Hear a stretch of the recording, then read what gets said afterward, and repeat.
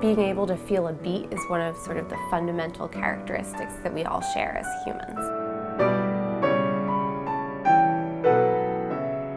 Music is unique in that it's found in every culture, and because it's just sound, it's very easy for people from different cultures or backgrounds to be able to relate to something instantly.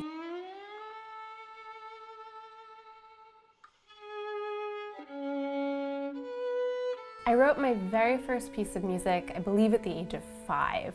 And it was this short little piece for piano and voice, and it was about how my mother was successful in putting together one of those IKEA bookcases, where my father had not been so successful. And I believe the reason was that my mom had actually read the instructions.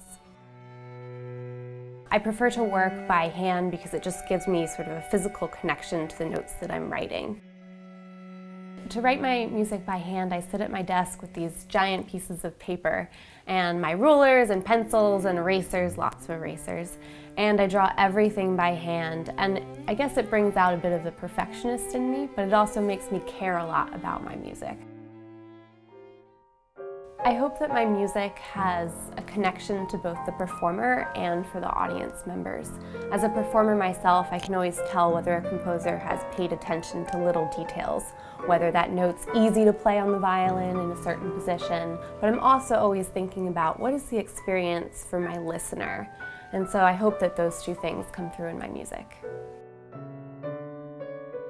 Penn is actually a great environment for a composer because we have 3 wonderful faculty members, and we also have a working connection with the Curtis Institute of Music.